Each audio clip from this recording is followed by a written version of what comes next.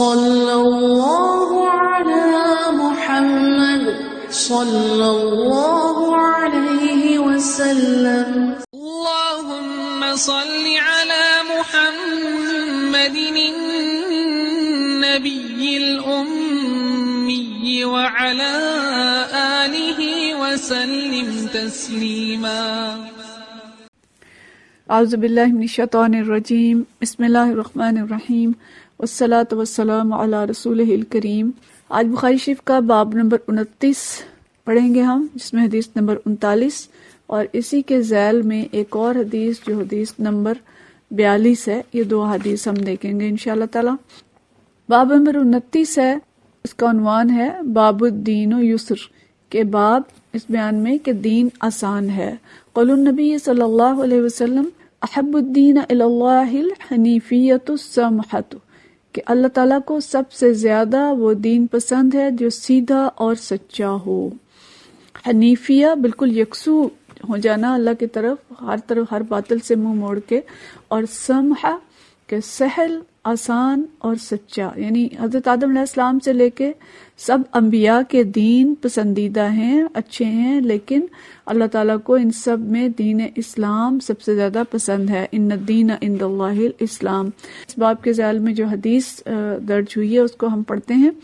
حدیث نمبر 39 ہے. عن ابی ہریرہ رضی اللہ تعالیٰ عنہ عن النبی، نبی کریم صلی اللہ علیہ وسلم نے فرمایا ان الدین یسر، کہ دین آسان ہے.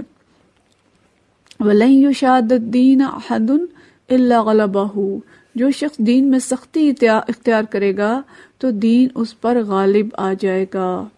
یعنی دین آسان ہے اور جو دین میں سختی اختیار کرے گا تو دین اس پر غالب آ جائے گا. فَسَدِّدُوا، پس پختگی اختیار کرو. وَقَارِبُوا، اور جہاں تک ممکن ہو میانہ روی برتو، قریب قریب رہو. وَأَبْشِرُوا، اور خوش ہو جاؤ، بشارت پاؤ اور بشارت دو. وَاسْتَعِينُوا بِالْغَدْوَةِ وَالرَّوْحَةِ، اور مدد حاصل کرو اپنے یعنی صبح اور شام کے عمل سے. وَشَيْءٍ مِّنَ الدُّلْجَةِ، اور کسی قدر رات میں، یعنی دن اور رات، صبح، دن اور شام اور رات تینوں میں عبادت سے مدد حاصل کرو. اس کی علماء نے مختلف تعبیر کی ہے. اس سے 5 وقتہ نماز بھی مراد ہو سکتی ہے اور باقی اچھے عمل بھی اور اللہ کا ذکر بھی. تو یہ حدیث یعنی جس میں فرمایا گیا کہ دین آسان ہے اور جو شخص دین میں سخت اختیار کرے گا، جو یشادہ کا لفظ یہاں استعمال کیا گیا، یہ مشادہ سے مصدر ہے، جس کا مطلب ہے کہ آپس میں ایک دوسرے پر غلبہ حاصل کرنے کی کوشش کرنا. اسی کو سختی کے معنی میں بھی لیا گیا ہے، تشدد کے معنی میں، کہ آپس میں تشدد کرنا دین کے معاملے میں، کہ کون نوافل میں یا مستحبات میں آگے بڑھتا ہے. دین اور انسان کا مقابلہ بھی یہاں پہ ہے کہ دین میں بہت زیادہ غلو کریں اور آگے بڑھنے کی کوشش کریں، تو فرمایا کہ سختی تمہاری چل نہیں سکے گی اور دین اس پر غالب آ جائے گا. جیسے یہود و نصارہ نے رہبانیت اختیار کی، اپنی طرف سے انہوں نے اللہ کی رضا کے لیے دنیا کو ترک کرنے کا جو منصوبہ بنایا، لیکن اس میں وہ کامیاب نہ ہو سکے اور دنیا ترک نہ کر سکے، اور اس کے لیے دنیا کے عمل کے لیے غلط راستے اختیار کر لیے.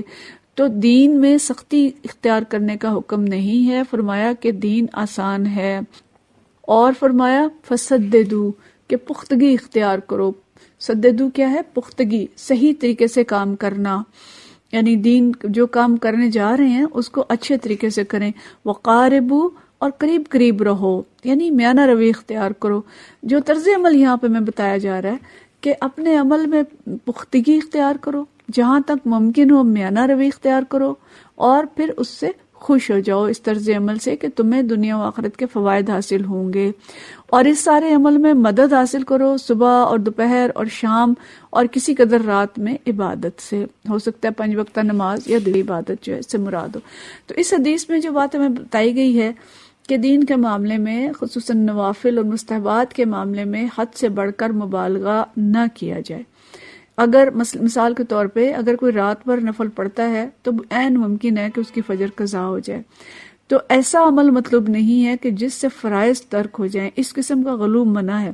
اسی کی تشریح میں علماء نے یہ بھی لکھا ہے، مثال ایک لکھی ہے کہ اگر مسافر کسی منزل پہ پہنچنا چاہتا ہے اور رات دن چلتا رہے، آرام نہ کرے، تو وہ تھک جائے گا اور امکان کم ہے کہ وہ منزل پہ پہنچ جائے گا، وہ تھک کے راستے میں کہیں گر جائے گا. لیکن جو شخص مناسب وقت میں سفر کرے گا اور وقت ضرورت کے مطابق آرام بھی کرے گا تو وہ آسانی سے منزل پہ پہنچ جائے گا. تو دین آسان ہے. اس چیز کو ہم سمجھیں کہ ایک اللہ کی عبادت آسان ہے, ایک اللہ کو خوش کرنا آسان ہے, اور دنیا بھر کے لوگوں کو, اور اگر ہم سوچیں سارے رشتہ داروں کو, سارے اہل خاندان کو, سارے اہل محلہ کو خوش کرنا تو یہ مشکل ہے. اسی کو جو ایک شاعر نے لکھا کہ وہ ایک سجدہ جسے تو گراں سمجھتا ہے 1000 سجدوں سے دیتا ہے آدمی کو نجات. تو دین اسلام دین فطرت ہے. اللہ نے فرمایا وَمَا جَعَلَ عَلَيْكُمْ فِي الدِّينِ مِنْ حَرَجٍ, سورہ حج کے اندر یہ آیت ہے کہ ہم نے دین کے معاملے میں تم پر کوئی تنگی نہیں رکھی. فطرت کے تقاضے پورے کرنے انسان کے لیے آسان ہوتے ہیں اور غیر فطری زندگی مشکل ہوتی ہے. اگر نفس کو مشقتوں میں ہی ڈالنا مطلوب ہوتا تو اس کے لیے عیسائیت تھی, رہبانیت تھی, ہندوازم تھا, جوگیزم تھا, بہت سے دوسرے ایسے مذاہب ہیں کہ جن کے اندر نفس کشی کر کے اور بہت سی سختیاں کر کے اور لوگ سمجھتے ہیں کہ ہم اللہ کی رضا حاصل کر رہے ہیں. لیکن دین اسلام دین آسان ہے. نبی کریم صلی اللہ علیہ وسلم کے فرمان کے مطابق دین آسان ہے, دین سہل ہے. البتہ یہ ہے کہ باطل سے منہ موڑ کے مسلم حنیف بن جاؤ.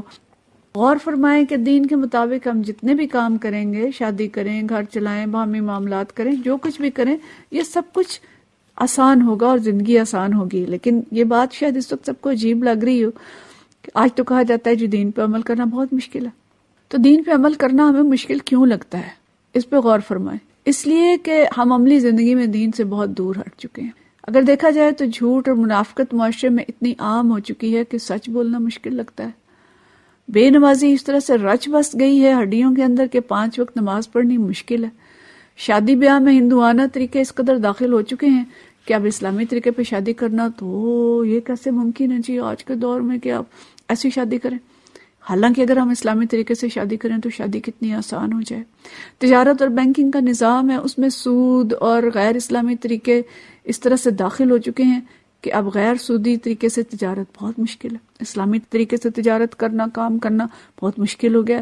پودگیوں پہ ہم دیکھیں تو اتنی بدعات اور ایسی رسومات داخل ہو چکی ہیں کہ وہ موقع بھی ایسا ہے کہ جس پہ پوری طرح سے اسلامی طریقے پہ چلنا مشکل ہے. اسلامی نظام حکومت اور جو اسلامی نظام عدالت ہے, نظام عدل ہے, نظام برکت ہے, لیکن ظاہر ہے کہ کرپشن اور بددیانتی اور اس دور میں جتنا کچھ خرافات سیاست کے اندر داخل ہو چکی ہیں, یہ عمل بہت مشکل ہے. اب آسان بات تو یہ ہے کہ دستور میں سیاسی دفعات ختم کر دی جائیں جو اسمبلی ممبران کو امانت اور دیانت کا سبق دیتی ہیں, اس سے مطالبہ کرتی ہیں کہ تم دفعہ 62-63 پہ پورے اترو اور اچھے مسلمان بنو, امانت دیانت والے. لیکن یہ آسان ہے کہ اس دفعہ کو ختم کر دیں. یہ مشکل ہے کہ ایسے لوگ میسر آ جائیں یا ایسے لوگوں کے لیے راستے آسان کر دیے جائیں جو کہ ان دفعات کے مطابق پورے اترتے ہوئے اسمبلی میں داخل ہو جائیں.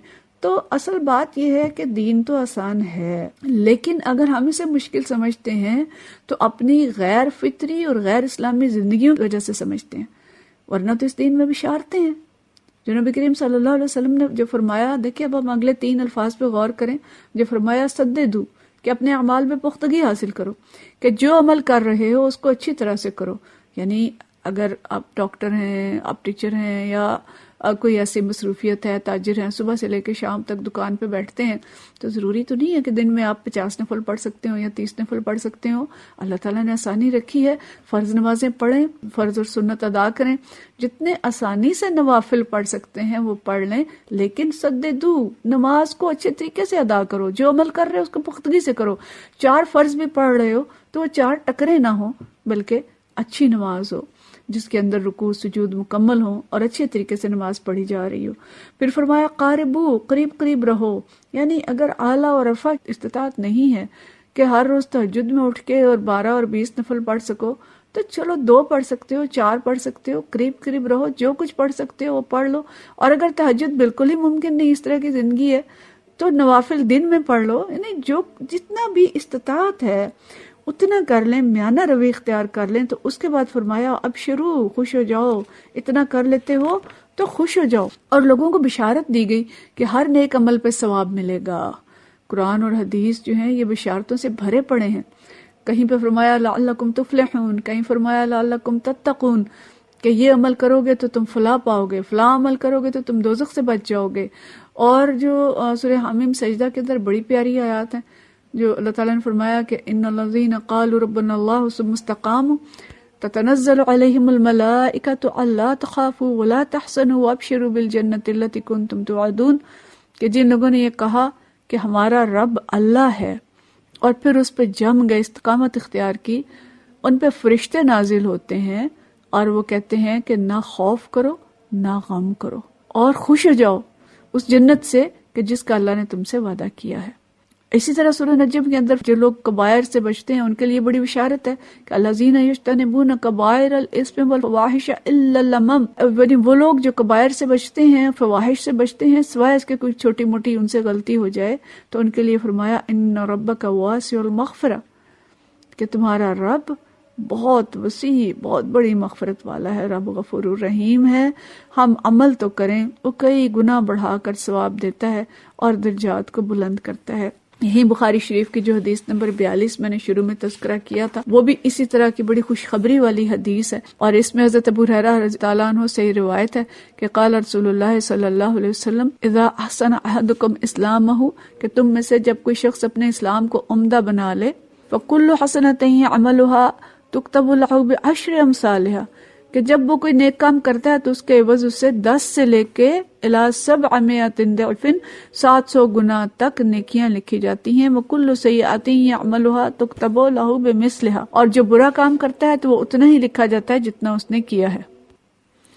یعنی جو شخص اپنے اسلام کو عمدہ بنا لے، یعنی حنیف بن جائے، ریا اور نفاق سے اپنے جو اعمال ہیں ان کو پاک کر لے اور اچھے طریقے سے عمل کرے، جو اس سب کا حدیث میں کہا گیا فسددو، تو ہر نیک کام جو وہ کرتا ہے اس کے وجہ سے 10 سے لے کے 700 گنا تک نیکیاں ملتی ہیں، جبکہ برا کام جو اتنا ہی لکھا جاتا ہے جتنا اس نے کیا۔ تو کتنی بڑی یہ بشارت ہے جو ہمیں کہا گیا کہ ابشرو، یعنی تم چلو تو صحیح اللہ کی طرف۔ اللہ غفور الرحیم ہے، اللہ قدردان ہے، دین آسان ہے، دین پر عمل کرو، دنیا کی زندگی میں بھی جنت ملے گی، دنیا کی زندگی بھی جنت بنے گی اور آخرت میں بھی جنت ملے گی۔ اور دین ہی وہ چیز ہے کہ جس پہ ہم عمل کریں گے تو دنیا میں بھی فساد ختم ہوگا اور پریشانیاں ختم ہوں گی، اور آخرت میں بھی انشاءاللہ تعالی آتش دوزخ سے رہائی ملے گی۔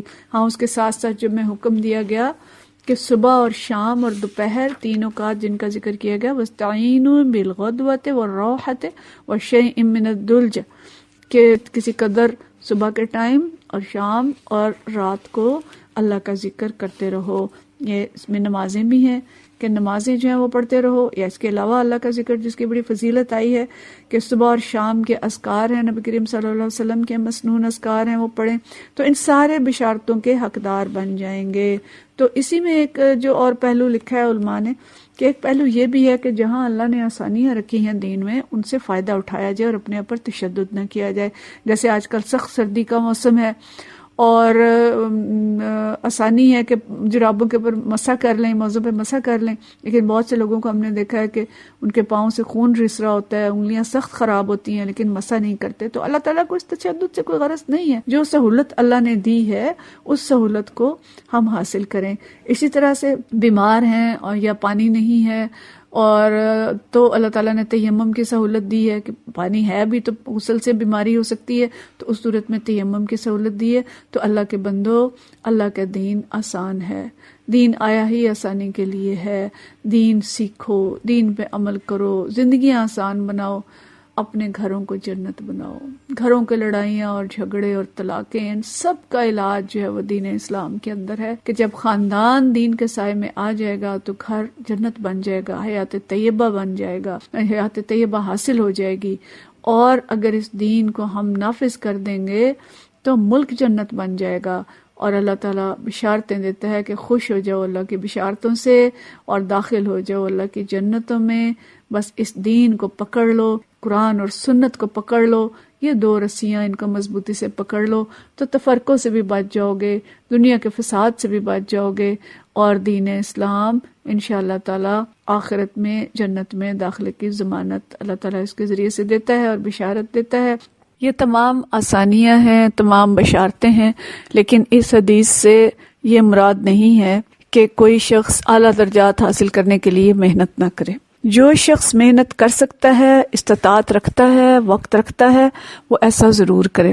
ہمیں نبی کریم صلی اللہ علیہ وسلم کی زندگی سے مثالیں ملتی ہیں کہ کبھی کبھی آپ صلی اللہ علیہ وسلم ساری رات کھڑے رہتے تھے، کبھی اتنا کھڑے رہتے تھے کہ پاؤں مبارک سوج جاتے تھے، اور کبھی کئی دن روزے سے رہتے تھے، لیکن یہ عمومی طرز عمل نہیں تھا۔ اسی طرح سے صحابہ کرام رضوان اللہ مجمعین اور سابقون اولون کی زندگی میں بھی ایسی بہت سی مثالیں ملتی ہیں، جیسے مال خرچ کرنا۔ اب زکوٰۃ تو 2.5% ہے، اور اس کے علاوہ اللہ نے کچھ فرض نہیں کیا کہ ہم کتنا خرچ کریں، لیکن جتنا خرچ کریں گے اس سے اللہ تعالیٰ راضی ہوگا۔ اور بعض اوقات حضرت بکر صدیق رضی اللہ تعالیٰ عنہ گھر کا پورا مال لے آئے، حضرت عمر رضی اللہ تعالیٰ عنہ گھر کا آدھا مال لے آئے، حضرت عثمان، حضرت عبد الرحمن بن عوف رضی اللہ عنہم، یعنی ان کی مثالیں بھی ہمارے سامنے ہیں کہ انہوں نے کتنا خرچ کیا۔ تو مقصد یہ ہے کہ اللہ تعالیٰ نے آسانیاں رکھی ہیں، اللہ ہم سے یہ مطالبہ نہیں کرتا کہ ہم سارا کا سارا مال دے دیں، یہ لازم نہیں ہے۔ تو حکم جو ہے وہ استطاعت کا ہے، میانہ روی کا ہے۔ ایسا طرز عمل ہم اختیار کریں جو ہمارے لیے آسان ہو اور اس پہ مداومت ہو، جس پہ ہم ہمیشہ عمل کر سکیں۔ یہ نہیں کہ ایک دفعہ تو بس ایک ساری رات جاگ لیا اور اس کے بعد بالکل ہی جاگنا چھوڑ دیا۔ تو درجات کے حصول کے لیے جو کوشش کر سکتے ہیں وہ کریں، لیکن دوسروں پہ اس کو لازم نہ کریں، دوسروں کے لیے خوشخبریاں جو ہیں وہ رکھیں، اور خود جتنا عمل کر سکتے ہیں کریں، خردمینے لگا کے ہم نہ بیٹھیں، دوسروں کو بشارت دیں۔ اللہ غفور الرحیم ہے انشاءاللہ تعالی، چھوٹے عمل کو بھی بڑا کر کے دکھائے گا، چھوٹی نیکی کی بھی بہت زیادہ ہمیں چھوٹی نیکی کا بھی اجر دے گا۔ جتنا عمل کر سکتے ہیں آسانی سے اتنا کریں اور اس کو لازم رکھیں، لیکن جتنے درجات کی بلندی کے لیے کوشش ہو سکتی ہے اس میں کمی بھی نہ کریں۔ اللہ تعالی ہم سے راضی ہو جائے اور ہمیں دین کو صحیح طریقے سے سمجھنے کی اور اچھے طریقے سے اس پہ عمل کی توفیق عطا فرمائے۔ وآخر دعوانا ان الحمدللہ رب العالمین۔ صلی اللہ علی محمد صلی اللہ علیہ وسلم۔